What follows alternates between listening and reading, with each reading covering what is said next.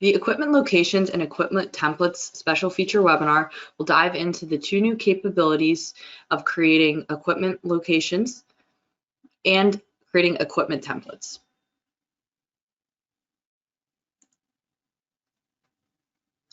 So these two new equipment enhancements have come from you all. You asked, we listened, and now we have implemented some of these new enhancements. So some of you may have already taken advantage of using some of these.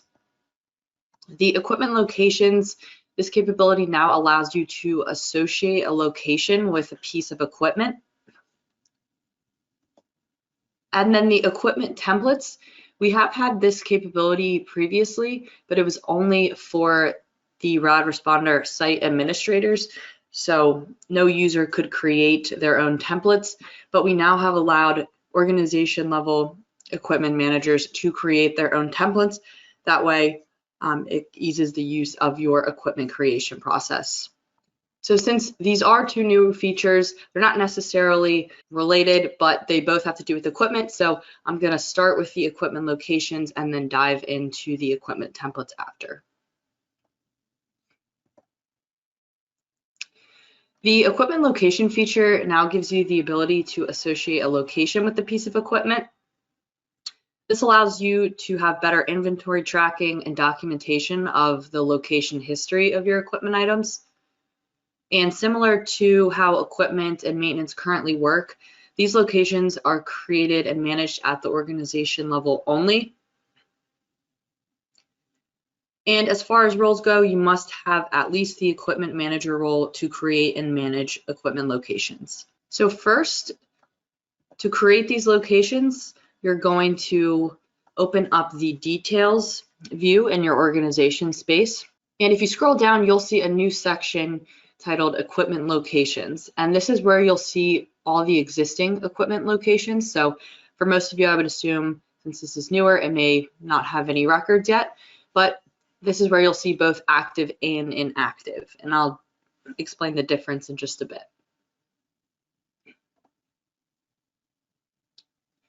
To start creating your equipment locations, you will use that Create button in the top right. And I will note that we currently do not have the capability to create locations in bulk or assign equipment to locations via the equipment import. That is something we're looking to add in the future. But if you're familiar with that import, you cannot add locations this way. It's just through this button here. There are two ways that you can create an equipment location. The first is by creating a new location without any pre-existing information, so pretty much from scratch. You can also copy from a facility, and so this will create the location based on the existing facility's name and location information. So if I wanted to create a new location from scratch, I would select Create New, and all you need to enter is the equipment location name. So this should be unique to your organization, and it can be, it's an open text field, so it can be anything really that you and your organization use as far as terminology. And then you can select the location, so either enter the coordinates, an address, or select from the map. If you have existing facilities in your organization, you can copy the facility locations and names. So here I am copying the Tyson's Corner office facility that we have. The name and the location information copies as well. I will note though that just because you are copying from this facility, only the coordinates / address are being copied over. You're not going to see the equipment listed under that facility on any other part of the website. So it's just really copying the name and location. It's not now considered a part of that facility. So for both the copy or create from new, once you have entered those general and location information sections, you can then save the record. So only enter those two fields, or you can start adding equipment to your new location.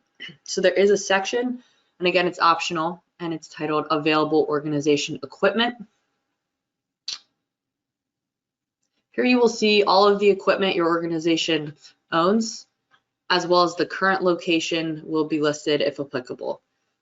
So you will only see your organization's equipment, not your partnering organizations. And here you can add as many or as little equipment items as you would like. So you can click the add button, and this will then turn to undo once you have selected it. Once you have selected the equipment you would like to add, if you want to just confirm that final list, we have added a filter called added, and you will set that to yes, and then you'll see in this image I have 4 entries that are going to be added to this location.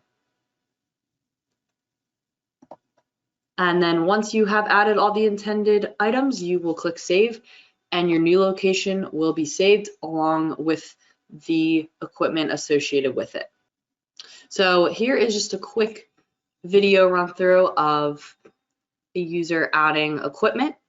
So if I want to move equipment items that are at the Howard County location,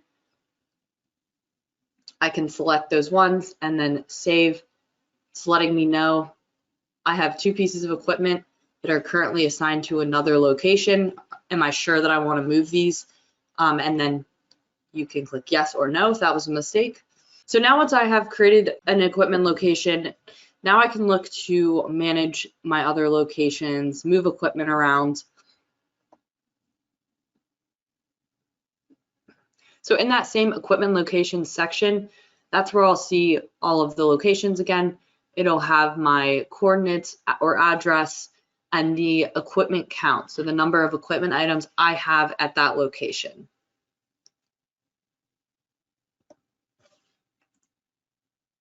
If I want to view the specifics of a location, I'll click the magnifying glass icon. And on the equipment locations details page, I'll see the general information section, which contains the name, the owner, the number of equipment items. I'll see the location information, and then I will see a section with all of the assigned equipment that is at this specific location. On this page, you may see a few different buttons at the top. The first is a transfer button. Here you can transfer equipment to and from the location you're currently on. You can deactivate the location.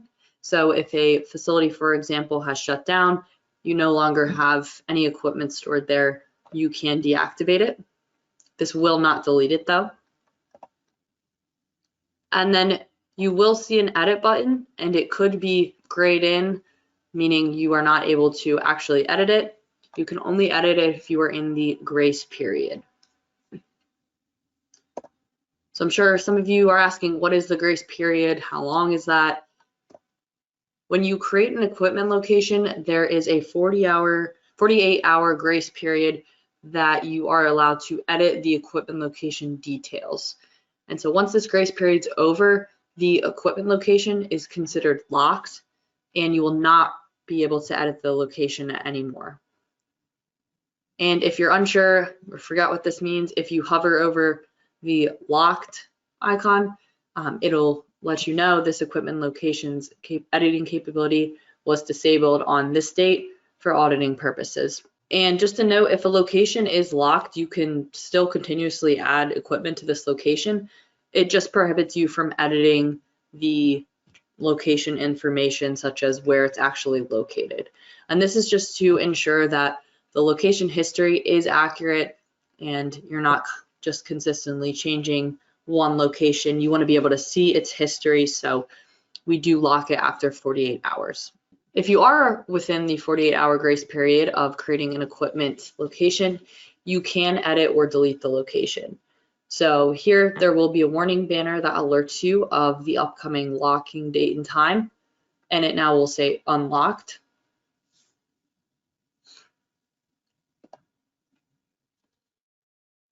The transfer button is where you can transfer equipment in bulk to or from the current location you're on. If you choose transfer equipment to this location, you will be directed to a page with all available equipment for you to add to this location. And on the other hand, if you select to transfer equipment from this location, you will be directed to a page with the equipment that is currently assigned to this location, and then you will have a drop-down menu to select the new location. So here I can see I'm at the Baltimore County equipment location. There are the 4 items that I have associated with this location, and I can choose to add them to the new location. And here is a quick run through of that as well.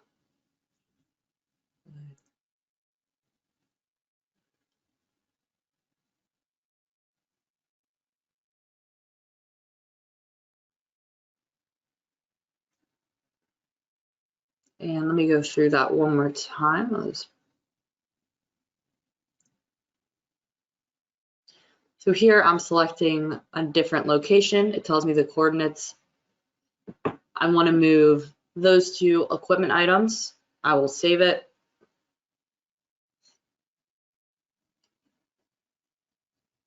And then I'm still on the Baltimore County location, but now I can see that it now has 2 equipment items as the other 2 were transferred to a different location. The deactivate button is what will make the location considered inactive. So again, this won't be deleted, but it will now show up as inactive.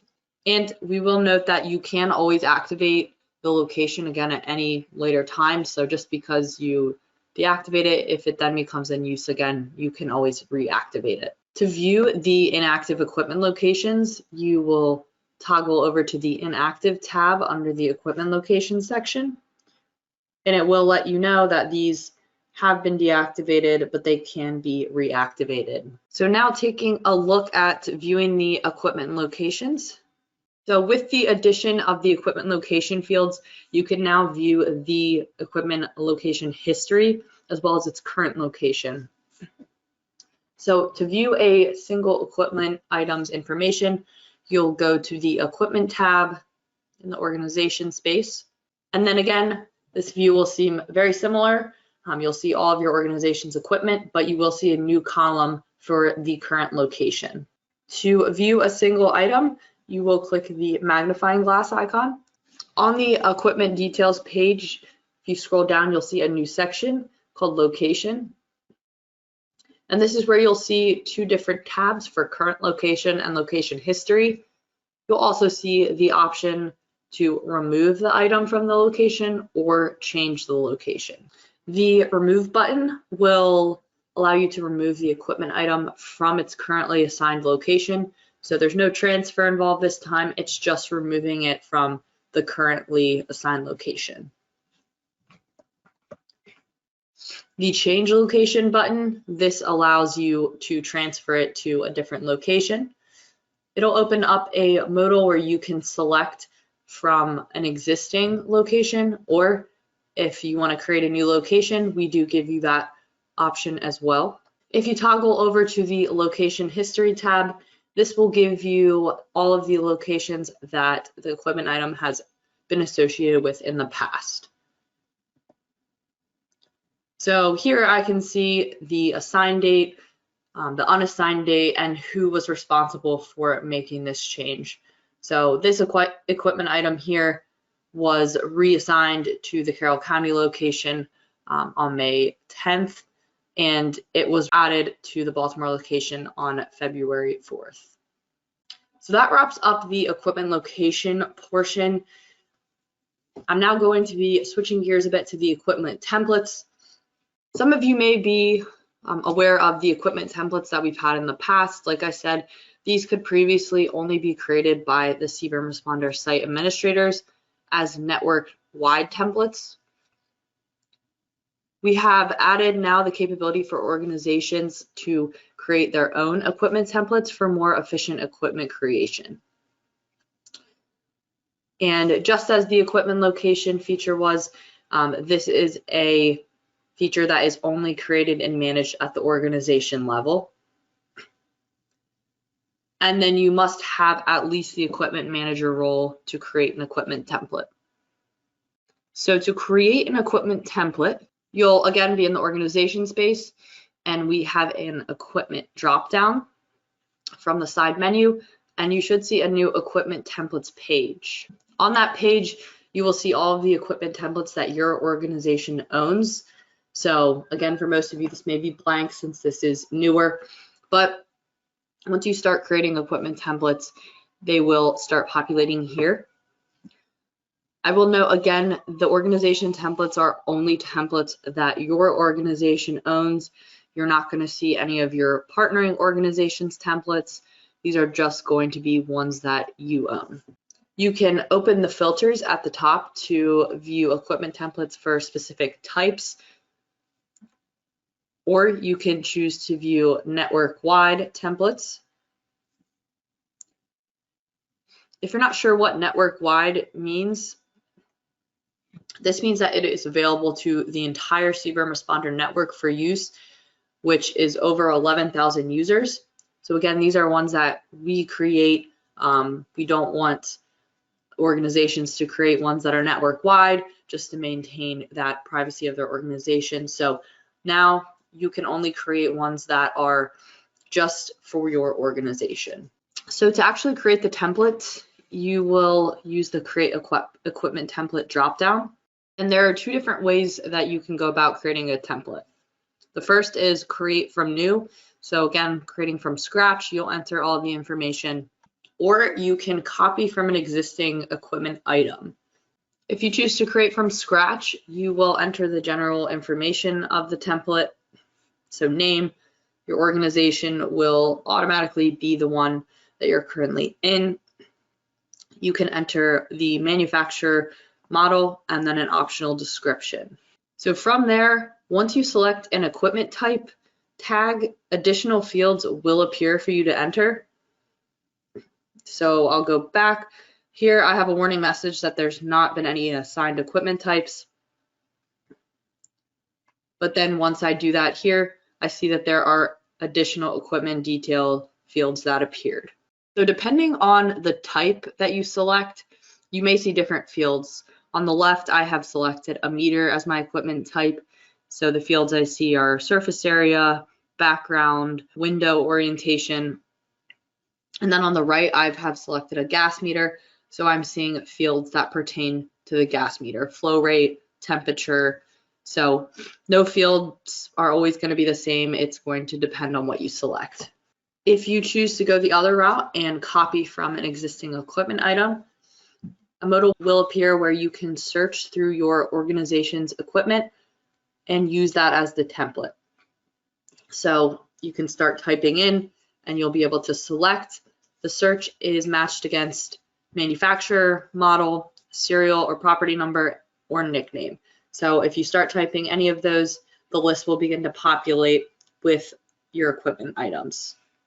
And then once you have selected the equipment item, the rest of the information will then populate. You can change the template name if you would like.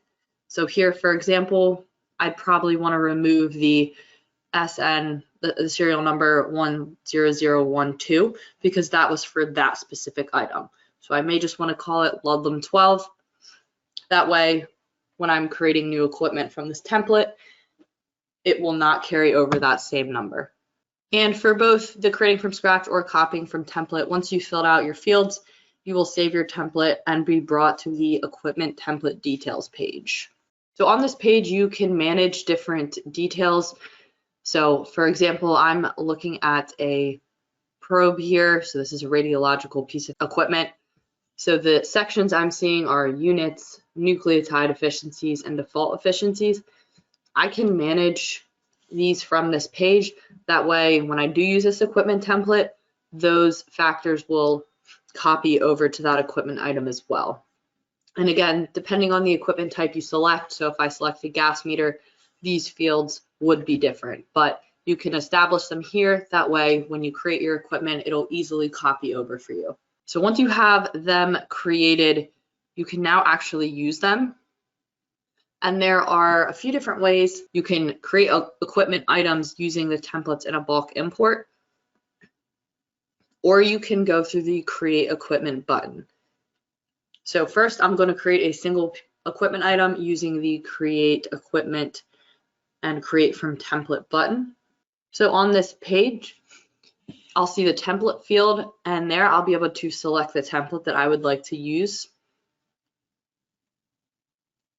So it does function as both a search, or you can just scroll through the dropdown. We do still have the network-wide equipment templates that have been created in the past, but you'll now see them separated into network-wide and then a section for your own organization equipment templates. So just to reiterate, these are only your organization's templates. You're not going to see other organizations' templates here. So once I select the template that I would like to use, some of the additional fields will populate.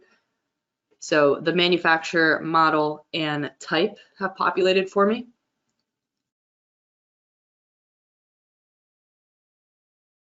And then I'm going to enter a serial number and property number, and then I will save the record. And now my new equipment record is created. So all of the information from that template that I set up will copy over. And we do have a link to the template that you used. The second way you can utilize these templates is through the bulk equipment import. So if you open up the import page, you will see the option to download a template file with instructions. In this file, if you navigate to the allowed values sheet, you'll see the different allowed values for the import. So here I can see a column titled template name, and these are the template names that I could use for my equipment. So if I want to create a new equipment item from this, I'll switch back to the equipment sheet, use that intended template name, and then enter in the rest of the information. And then once I have filled out the file import, I will select it to the website and upload it, and your equipment will be created from those templates.